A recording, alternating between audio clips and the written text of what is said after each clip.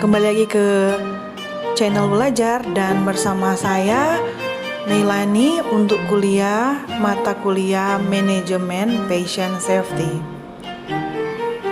Apa itu Manajemen Patient Safety? Jadi manajemen keselamatan pasien. Keselamatan atau patient safety adalah suatu sistem di mana rumah sakit membuat asuhan pasien atau lebih aman untuk mencegah terjadinya cedera yang disebabkan oleh kesalahan atau kelalaian yang diakibatkan oleh melaksanakan suatu tindakan atau tidak mengambil tindakan yang seharusnya diambil. Pada manajemen safety ini, sistem ini mencegah terjadinya cedera yang mungkin terjadi. Nah, apa arti dari safety itu? Safety adalah keselamatan atau kondisi di mana bebas dari resiko yang relatif atau sangat kecil di bawah tingkatan tertentu.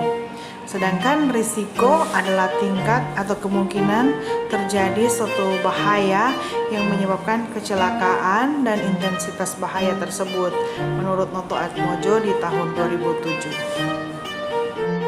Jadi, patient safety juga itu adalah melindungi pasien itu sendiri. Kemudian, sistem manajemen keselamatan dan kesehatan kerja merupakan bagian dari sistem manajemen perusahaan terkait perawat sebagai tenaga kerja secara keseluruhan dalam rangka pengendalian risiko yang berkaitan dengan kerja guna terciptanya tempat kerja yang aman dan efisien serta produktif menurut Peraturan Pemerintah Nomor 50 Tahun 2012. Mengingatkan kembali tentang elemen-elemen dasar dari keselamatan antara lain adalah peduli pada diri sendiri, kemudian yang kedua adalah peduli pada orang lain, kemudian ketiga waspada terhadap potensi bahaya, kelima meminimalkan resiko, mencegah terjadinya kecelakaan dan membekali diri dengan pengetahuan serta mengetahui kapan dan bagaimana harus bertindak di saat situasi darurat. Hal ini penting juga di rumah sakit untuk menjaga keselamatan atau keamanan pasien yang dirawat.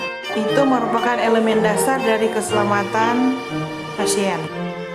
Kemudian ada Peraturan Menteri Kesehatan tentang 7 langkah menuju keselamatan pasien, yaitu pertama, membangun kesadaran dan menilai keselamatan pasien.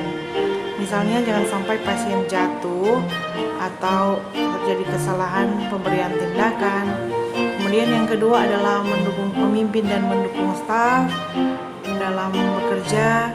Kemudian mengintegrasikan aktivitas pengelolaan pelaporan atau pencatatan dan pelaporan, recording and reporting.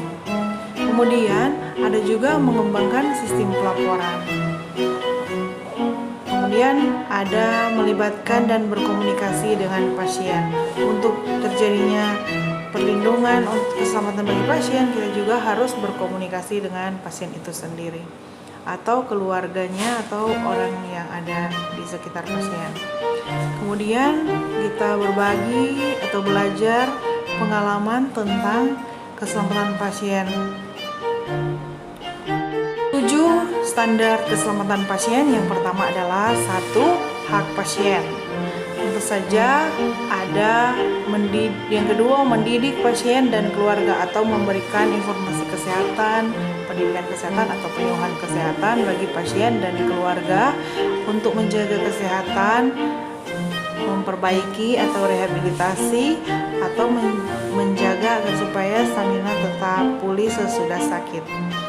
Kemudian ada penggunaan metode-metode yang meningkatkan kinerja untuk melakukan evaluasi dan program peningkatan keselamatan pasien, misalnya dengan adanya program pelatihan atau seminar atau workshop di mana mengembangkan keselamatan pasien dengan hasil dari seminar atau workshop atau mempelajari ilmu yang baru atau mengembangkan pengetahuan dan keterampilan. Kemudian ada peran kepemimpinan dalam meningkatkan keselamatan pasien, yaitu itu misalnya dengan mengkoordinasi hal-hal yang penting yang dibutuhkan oleh pasien sehubungan dengan keselamatan dan kenyamanan pasien di saat dirawat atau mendapatkan pelayanan kesehatan. Kemudian, mendidik staf tentang keselamatan pasien atau perawat itu sendiri dan provider kesehatan lainnya, misalnya tenaga kesehatan lainnya yang berhubungan langsung dengan tindakan pelayanan keperawatan pada pasien. Dan hal yang paling penting adalah komunikasi. Komunikasi merupakan kunci bagi perawat, staf, atau tenaga kesehatan untuk mencapai derajat kesehatan yang optimal atau pelayanan kesehatan yang maksimal untuk mencapai keselamatan pasien dan menjaga agar supaya pasien tetap aman dan nyaman, atau yang kita pelajari dalam manajemen patient safety. Pasien. Yang pertama adalah ketepatan identifikasi pasien, misalnya dengan nama, umur, dan indikator yang menandakan perempuan berwarna merah muda dan yang laki-laki berwarna biru. Kemudian peningkatan komunikasi yang efektif, di mana dengan komunikasi kita dapat mengetahui hal-hal yang penting yang berhubungan dengan keselamatan pasien. Kemudian yang ketiga adalah peningkatan keamanan obat yang perlu diwaspadai, yaitu benar obat, benar dosis, benar rute pemberian, benar pasien yang diberikan, benar jenis obat. Kemudian kepastian tepat lokasi atau tepat prosedur dan tepat pasien operasi. Misalnya lokasi operasi di ginjal kiri dengan prosedur yang tepat dan pasien yang tepat. Kemudian pada pengurangan risiko infeksi terkait pelayanan kesehatan. Misalnya pengurangan risiko infeksi saat masuk ke rumah sakit dengan diagnosa A dan sesudah itu mendapatkan infeksi nosokomial atau tambahan penyakit yang didapat di rumah sakit. Kemudian yang paling penting dari sasaran keselamatan pasien misalnya adalah pengurangan risiko pasien jatuh. Dengan adanya manajemen patient safety, maka hal-hal yang di atas dapat dipelajari dan dikembangkan serta dihindari untuk mengurangi potensi atau terjadinya kecelakaan atau gangguan kesehatan pada pasien yang dirawat di rumah sakit. Pada manajemen safety ini dibutuhkan juga ketelitian dan perhatian dari semua pihak atau provider atau tenaga yang ada di kesehatan, yang ada di fasilitas kesehatan tersebut, apakah mandiri, rumah sakit, atau klinik. Selanjutnya adalah cara untuk mencegah terjadinya infeksi atau mengurangi penularan di rumah sakit adalah dengan cara desinfeksi, di mana proses menghilangkan sebagian besar atau semua mikroorganisme patogen yang ada di permukaan benda atau misalnya yang dipakai di rumah sakit seperti linen atau lantai, dinding yang ditetapkan oleh Center for Disease Control and Prevention. Hal penting dari desinfektan adalah bagaimana mekanisme kerja desinfektan. Pertama adalah menghambat oksidasi glukosa atau sel mikroorganisme dengan cara menghambat enzim yang terlibat dalam metabolisme karbohidrat yang mungkin dapat menyebabkan terjadinya infeksi di rumah sakit. Dengan beberapa cara dan metode desinfektan itu untuk mencegah terjadinya penularan penyakit kembali kepada pasien atau kepada tenaga kesehatan yang berada di rumah sakit. Karena itu pentingnya kita belajar manajemen pasien safety, manajemen keselamatan pasien. Nah, jangan lupa untuk mendukung channel ini dengan subscribe, like, komen, dan bagikan kepada teman. Terima kasih. Kemudian kita lanjutkan dengan materi selanjutnya, yaitu apa saja yang harus disinfektan. Misalnya kita mulai dulu dari alat apa saja yang harus Anda siapkan ketika melakukan desinfeksi. Pertama adalah menggunakan alat pelindung diri seperti handscoon, sarung tangan, dan masker sekali pakai saat melakukan desinfeksi. Kemudian persiapkan tisu atau kain microfiber dan botol sprayer yang berisi antiseptik. Pada persiapan cairan desinfektan yang akan digunakan sesuai dengan takaran yang ditetapkan agar supaya ada kesesuaian. Misalnya jangan terjadi misalnya mix atau campur dengan air yang banyak sehingga efek untuk mendesinfeksi menjadi berkurang. Atau misalnya ada perbandingan 50:50, misalnya cairan Lysol atau cairan pembersih lainnya yang digunakan di rumah sakit. Juga penggunaan media yang sesuai, misalnya menggunakan tisu atau kain microfiber yang tepat untuk desinfeksi. Nah, untuk mencegah terjadinya infeksi atau penularan penyakit, ada juga yang kita sebut dengan sterilisasi. Nah, sterilisasi ini adalah proses destruksi atau mematikan mikroorganisme melalui proses pemanasan yang digunakan. Nah, dalam proses sterilisasi tidak menggunakan produk steril atau terbebas dari mikroorganisme karena tidak semua mikroba mati pada proses sterilisasi. Nah, apa yang kita akan pelajari dari proses sterilisasi itu adalah sterilisasi adalah proses penghancuran dari segala bentuk kehidupan mikroorganisme, maksudnya oleh Pelser tahun 2008. Metode sterilisasi ada dua, yaitu basah atau panas. Ada yang direbus, instrumen direbus atau dimasukkan ke dalam oven pemanas. Nah, pemanasan ini menggunakan air atau uap air. Uap air adalah media penyalur panas yang terbaik dan terkuat dalam memasuki alat atau instrumen untuk mensterilkan atau mematikan kuman yang ada di dalam alat tersebut. Misalnya alat-alat instrumen yang sudah digunakan pada saat tindakan. Dan inilah cara sterilisasi. Pertama, sterilisasi uap adalah proses sterilisasi termal atau menggunakan suhu tinggi dengan uap yang diatur dalam tekanan. Kemudian selama 15 menit pada suhu 121 derajat Celcius. Kemudian sterilisasi panas atau kering, misalnya di dalam oven. Kemudian ada yang sterilisasi gas. Kemudian ada sterilisasi dengan radiasi ion atau UV, ultraviolet. Kemudian ada sterilisasi dengan penyaringan. Nah, pada cara-cara sterilisasi ini semakin baik penemuan teknologi saat ini. Untuk di rumah sakit sendiri, di rumah sakit memiliki CSSD atau Central Sterile Supply Department.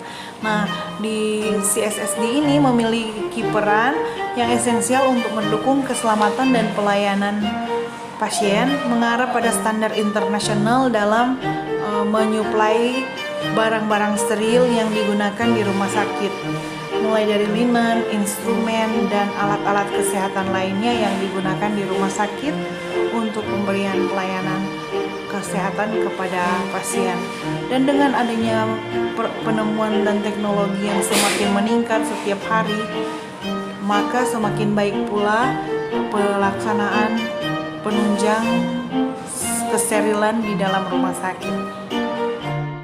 Adapun teknik sterilisasi yang menggunakan sterilizer yang efektif untuk alat medis, misalnya berupa glassware dan alat bedah dengan pemanasan pada suhu hingga 170 derajat Celcius selama 1 jam dan kemudian didinginkan selama 2 hingga 2,5 jam atau 160 derajat Celcius selama 2 jam. Dengan sterilisasi, dengan penemuan atau teknologi sterilisasi yang sangat maju saat ini, maka dimungkinkan untuk lebih meningkat lagi penggunaan alat-alat steril di rumah sakit. Adapun metode sterilisasi lainnya yaitu dengan menggunakan autoclave atau alat pemanas yang tertutup yang digunakan untuk mensterilisasi suatu benda dengan menggunakan uap bersuhu dan bertekanan tinggi yang dijelaskan tadi. Kemudian pada penurunan autoklaf tidak dimaksudkan untuk membunuh mikroorganisme, melainkan meningkatkan suhu di dalam autoklaf. Tetapi pada saat pandemi COVID-19 sudah banyak teknologi dalam sterilisasi yang ditemukan dan dikembangkan serta diterapkan. Nah, demikian tentang sterilisasi dan desinfektan. Saat ini kita membahas tentang kesehatan perawat. Kesehatan perawat juga penting. Selain menjaga keselamatan pasien, perawat juga harus memperhatikan kesehatannya. Nah, pertama yang harus diperhatikan adalah body alignment atau postur tubuh perawat saat bekerja. Saat ini mekanika tubuh perawat juga sangat penting untuk diperhatikan untuk mencegah terjadinya kesakitan atau ketidaknyamanan pada perawat saat bekerja. Akan kita bahas satu-satu bersama nutrisi dan istirahat. Nah, body alignment adalah suatu neometris atau simetris dari bagian tubuh yang saling berhubungan satu dengan yang lainnya, atau mungkin kita kenal juga sebagai posisi ergonomis. Bagaimana posisi tubuh saat bekerja. Nah, perawat juga harus memperhatikan tentang body alignment ini atau postur tubuh atau mekanika tubuh dalam bekerja dan merawat pasien serta menjaga keamanan dan kenyamanan pasien. Mekanika tubuh atau body mekanik, contoh misalnya pada ibu hamil, maka akan terjadi perubahan, yaitu tubuh menyesuaikan dengan tubuh ibu hamil, terutama punggung yang menjadi lordosis atau semakin maju ke depan. Kemudian mekanika tubuh pada ibu hamil meliputi cara berdiri yang benar, posisi tidur, posisi mengangkat beban, dan posisi jongkok.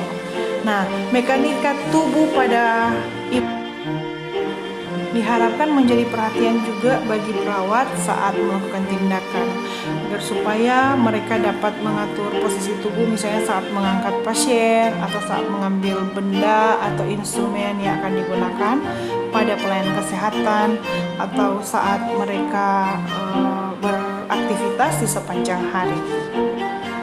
Tujuan utama dari mekanika tubuh yaitu memfasilitasi penggunaan kelompok otot yang tepat secara aman dan efisien guna menjaga keseimbangan dan mengurangi energi yang digunakan serta menurunkan keletihan dan menurunkan resiko cedera, misalnya dengan mengangkat benda yang jatuh atau keadaan yang berulang-ulang, misalnya postur duduk di meja kerja atau saat melakukan aktivitas perawat di sepanjang hari. Karena itu perlu diperhatikan untuk kesehatan perawat itu sendiri. Bagaimana postur tubuh mempengaruhi kesehatan?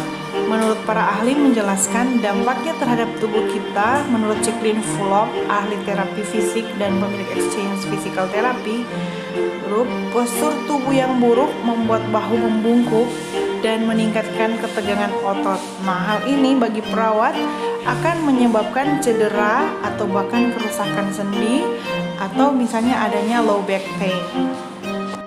Selain memperhatikan postur, perawat juga harus menggunakan alat pelindung diri. Nah, alat pelindung diri menurut OSHA atau Occupational Safety and Health Association, personal protective equipment atau alat pelindung diri didefinisikan sebagai alat untuk melindungi pekerja atau perawat dari luka, misalnya saat mereka menggunakan instrumen medik atau gunting, pinset, jarum, dan sebagainya yang dapat melukai. Kemudian penyakit yang diakibatkan oleh adanya kontak, misalnya kontak dengan pasien yang memiliki penyakit yang bisa menular melalui airborne infection, dan juga dengan bahaya di tempat kerja, misalnya ada lantai licin dan mudah terpeleset, misalnya dengan kontak dan bahaya di tempat kerja. Kemudian ada juga kontak yang bersifat kimia, misalnya dengan terhirup atau berada di ruangan yang terpapar sinar X atau ronsen secara berulang-ulang dengan bahaya yang mungkin dapat terjadi dalam waktu yang relatif tidak dapat diprediksi tetapi sangat merusak atau merugikan kesehatan perawat itu sendiri. Maka sangat penting juga perawat menggunakan alat pelindung diri dan adalah kemampuan untuk melindungi seseorang yang bekerja dan fungsinya untuk mengisolasi tubuh tenaga kerja dari bahaya di tempat kerja. Tetapi ada perbedaan antara baju yang alat pelindung diri atau yang digunakan oleh perawat dengan APD yang berada di tempat kerja lainnya. Misalnya di daerah tambang tentu berbeda, di mana mereka menggunakan harness dan lain-lain. Sementara di rumah sakit alat pelindung diri mirip tetapi tidak sama. Saat ini kita akan membahas tentang alat pelindung diri, kesehatan, dan keselamatan kerja. Pertama adalah helm keselamatan yang digunakan oleh perawat berbeda dengan yang digunakan oleh helm di tempat lainnya. Kemudian sabuk dan tali keselamatan. Ini digunakan pada daerah yang tadi saya bilang di tambang, mereka menggunakan harness dan tali, kemudian baju. Nah, kemudian ada juga sepatu boot. Nah, sepatu boot ini berbeda yang ada di rumah sakit dan yang ada di tempat kerja lainnya. Misalnya di tempat lain harus anti terisak paku, sedangkan di rumah sakit kan tidak ada paku yang bertebaran di mana-mana. Kemudian sepatu pelindung. Sesudah menggunakan sepatu, biasanya pada pandemi COVID, perawat juga menggunakan shoe cover atau sepatu pelindung. Kemudian masker dengan beda kebutuhan dan beda jenis. Kemudian ada penutup telinga, earplug. Nah, di mana di rumah sakit tingkat kebisingan paling tinggi itu ada di powerhouse. Kalau di ruangan lainnya tidak sebising yang ada di powerhouse di rumah sakit. Kemudian kacamata pengaman. Tapi ada juga saat ini menggunakan face shield. Jadi kalau kacamata pengaman disebut Google. Sedangkan saat ini mereka menggunakan kacamata dan face shield. Kemudian yang paling penting adalah sarung tangan. Sarung tangan ada yang steril dan on-steril. Ada yang digunakan saat operasi berbeda dengan yang digunakan pada saat melaksanakan tindakan biasa atau misalnya melakukan aktivitas di ruangan perawatan atau saat melakukan asuhan keperawatan. Nah, karena itu pentingnya alat pelindung diri, kesehatan dan keselamatan kerja bagi perawat. Karena dalam pelajaran selain menjaga keamanan dan kenyamanan pasien, juga belajar tentang keamanan dan keselamatan perawat itu sendiri. Nah, saat ini kita akan belajar tentang langkah-langkah pemakaian alat pelindung diri menurut Permenkes dan cara memakai dan lepas APD. Pertama, pakai terlebih dahulu baju dan sepatu kerja khusus. Kemudian mencuci tangan dengan menggunakan sabun atau hand sanitizer dengan langkah yang tepat. Kemudian memakai topi bedah sekali pakai. Dan tahap berikutnya adalah memakai masker pelindung medis N95. Kemudian memakai sarung tangan dalam dan memakai kacamata pelindung atau Google dan menggunakan face shield. Kemudian memakai sarung tangan karet sekali pakai, jadi 2 lapis. Kemudian pemakaian selesai. Kemudian yang akan kita bahas berikut adalah mengenai kebutuhan perawat atau kesehatan perawat, yaitu nutrisi. Perawat juga harus memperhatikan pemenuhan asupan nutrisi yang perawat makan. Bukan hanya pemenuhan kebutuhan nutrisi pasien, tapi perawat juga, di mana perawat itu harus sehat dan terhindar dari gangguan nutrisi, misalnya dengan terjadinya kekurangan atau kelebihan nutrisi. Biasanya perawat cenderung mengutamakan kesehatan pasien, jadi memberi makan pasien. Terkadang perawat juga lupa untuk makan pada saat jam makan. Nah, Nah, dengan demikian maka mudah mengalami gangguan nutrisi atau kadang perawat memiliki sakit mah atau gangguan asam lambung karena kekurangan atau terlambat makan pada jam yang tepat. Atau mungkin kelebihan karena pada saat sudah terlambat makan maka perawat akan mengkonsumsi lebih banyak lagi, akibatnya perawat akan obesitas atau mungkin malnutrisi ya. Kemudian ada efek lainnya, yaitu diabetes mellitus, hipertensi, dan jantung koroner, kanker, dan anoreksia.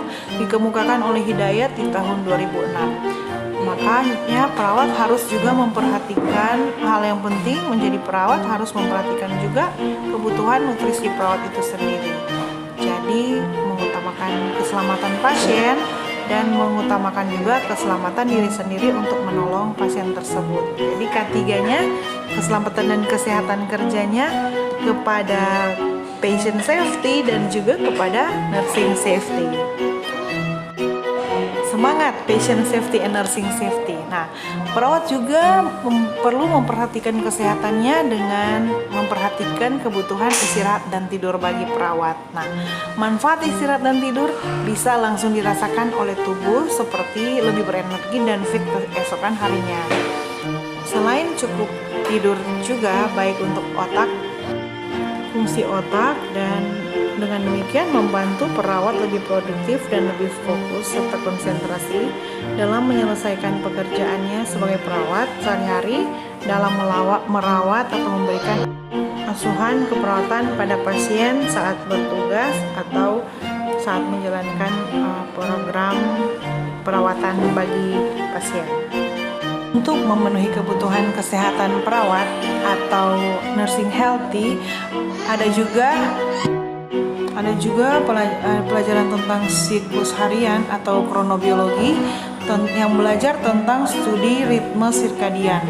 Adalah contoh ritme terkait cahaya dalam tidur malam dan terjaga pada siang hari sebagai siklus manusia, yaitu beristirahat dan beraktivitas.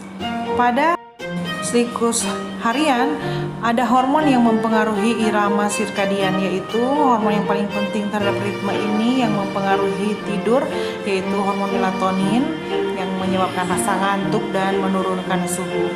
Kemudian kortisol untuk membantu glukosa dan mengaktifkan anti-stres dan inflamasi di dalam tubuh. Nah, dalam mempelajari atau mengetahui irama sirkadian ini, perawat dapat mengetahui bagaimana menjaga kesehatannya, kapan makan, kapan waktu beristirahat, kapan waktu tidur dan bekerja.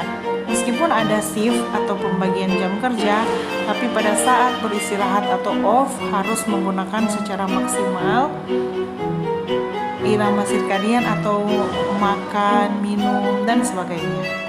Gambar di atas terlihat bahwa kapan kondisi koordinasi paling tepat, misalnya jam 14.30, kapan reaksi tercepat. Jadi dengan mengetahui kapan kardiovaskuler dan otot menjadi lebih kuat, dengan demikian kita bisa mengetahui kapan waktu yang tepat untuk berolahraga dan beristirahat. Kemudian ada waktu di mana tekanan darah menjadi lebih tinggi dan suhu tubuh menjadi lebih rendah. Oke, demikianlah pelajaran kita pada saat ini, dan jangan lupa untuk tetap menjaga keselamatan dan kesehatan pasien. Juga perawat harus menjaga keselamatan dan kesehatan perawat itu sendiri.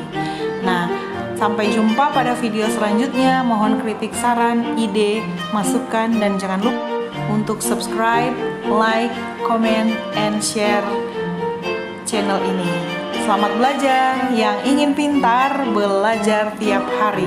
Sukses selalu, majulah metoriwaya, jayalah selalu Indonesiaku. Bye.